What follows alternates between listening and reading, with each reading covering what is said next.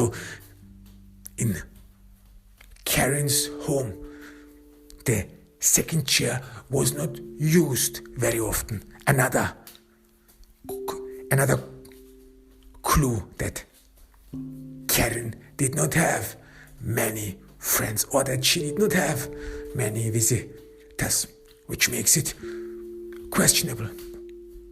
Why did Mrs. Dawson open the door, and that Mrs. Dawson most probably is lying about the nature of her friendship with Karen. Lucy looks closely at Karen. Something is bothering her. Despite the fact that this is a gruesome murder, the body posture of the victim seems to be relaxed. It is, of course, staged. Everything is staged. It is not normal that someone who has been strangled would sit on a chair. It is most likely that she fought her attacker, that her attacker attacked her from behind. But however, he prepared her in a special way after her death. And Lucy realizes that the victim sits there in a relaxed body position. She sits on the chair idly, cross-legged.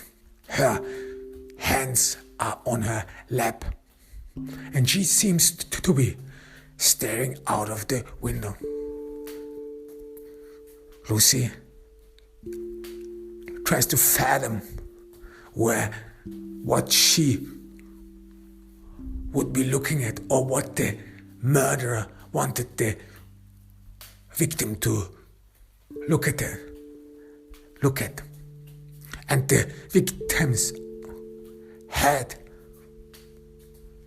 points towards a window. But if one looks through the window, one only sees a wall of the adjacent homes. So what is this all about? About a view, about looking beyond something, looking in the distance, seeing something in the distance. The victim's crossed legs and her relaxed body composure does not indicate as if she was supposed to scrutinize anything, or was supposed to detect some inconsistencies whatsoever, but just to stare out of the idly. And again, Lucy looks at the dumplings. It all looks like that the victim stares beyond it, beyond what is here, beyond what is close, beyond of the meaning of this special occasion. Lucy looks at the hands of the victims. She scrutinizes them and sees that Karen has dirt under her fingernails.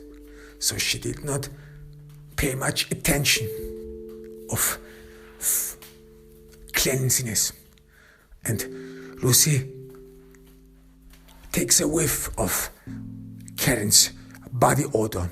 She smells, she reeks, and she smells sweat, body odor, as if Karen hadn't taken a shower for a while. It is actually normal that people who have been strangled sweat profusely right before they die, because your body is in panic mode. Adrenaline is pumped through your veins. Your body wants to fight the attacker, and your body gives you the means to fight the attacker. who is strangling you. So that all senses are in alert. And then when life more and more,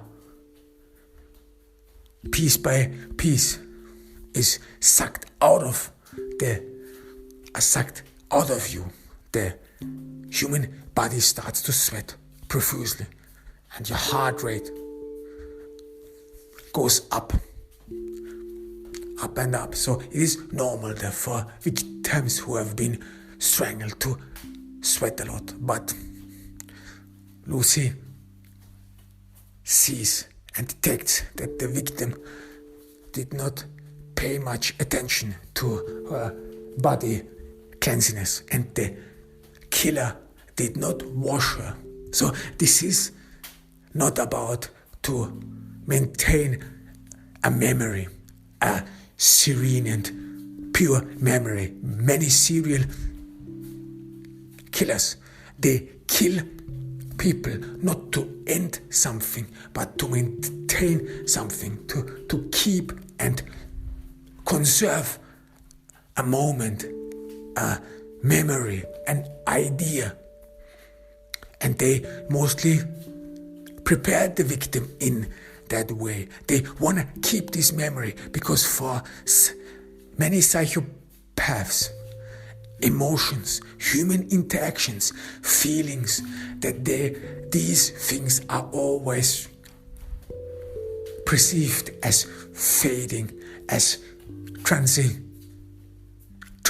Human mind is transitory because many psychopaths or many people who have psychopathic inclinations, they do not have a lot of social contacts. They do not have a lot of friends. That's why every interaction with other humans is valuable, but as well as is fading. The thoughts, the ideas are fading. Friendship is fading, especially if you have only one friend and you do not meet this friend again, or you do not have other friends with whom you can build up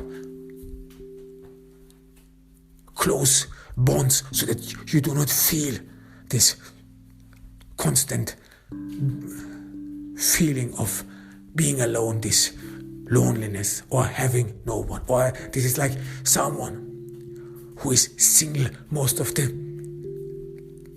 time and feels alone, feels lonely all the time, doesn't have anyone to meet, and so in order to keep up or feel this love or whatever it is. And because of the missing social connection, even a single connection means to be fading, especially when it is not maintained anymore. Or feelings like joy. If you only feel once joy, but this is just for a little while, not long enough, then you get depressed sometimes.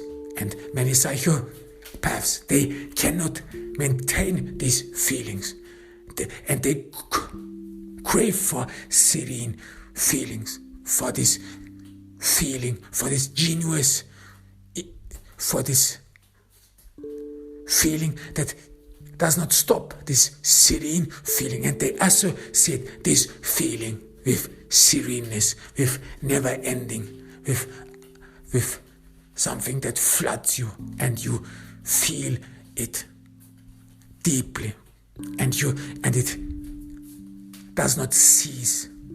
This feeling that takes hold of you, and they try to resemble or try to fathom the cause of the feeling. And many psychopaths assume, even though it is not true, they assume that in their childhood or in some special occasions they met something, or something might have occurred, where they had this special feeling, where they had or perceived this unique feeling, this unique cause, this unique situation, where they had this feeling and it would never stop, where they could live through this feeling day and day. This is like you live through joy, through happiness, through love, without ending it, without having to face the fading, worn outness, the tastelessness. This is like if you eat every day the same, you still don't get bothered. You still taste that it is delicious. You still do not think that it has become boring or that its taste is waning. Maybe this is the cause for the dumplings. And many psychopaths then try to conserve this idealized feeling, which they assume they once perceived in their childhood. And then killing is not about ending a life. No, it is about stopping something before it wanes, before the taste or the emotion has left it, has dissipated. So psychopaths wanna keep it, wanna lock this feeling, this idea, this taste in the body, in the object they have chosen for, or they assume, which would help them to regain this feeling, regain this taste. Maybe this was all what the dumplings was all about, to regain this emotion. But if the killer was thinking that way, it is most likely that he would have cleaned the victim. Why? Because this idea of sereneness always comes with cleanness, with being untouched. Because they assume that every human touch, every human interference would lead to things getting sour, getting spoiled, things getting defiled. So human mind or human touches, human filthiness would lead to these emotions, to these serene emotions to be defiled, to be destroyed. So they wanna clean the human body from these filthy human societies in order to make it complete, in order to go back in the past again, where they can refeel and relive this one feeling which they assume never ended. But this murder is not about memory. It's not about maintaining a memory. It rather looks like punishment. But she was dressed. The victim, Karen Lee, was dressed fancily. Not fancily, but neatly for the special occasion. And then she was murdered, strangled, put on a chair, and then her eyes gouged, her ears and tongue cut off, so that this is not about that she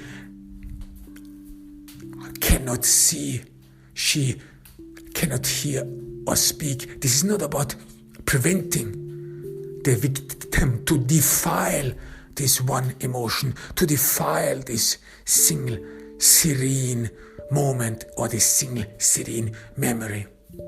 This is about a punishment. Maybe a punishment about uselessness. Maybe some people, as it goats have ears, but they hear not, have eyes, and they see not, but have tongues, and they talk not, or they speak not.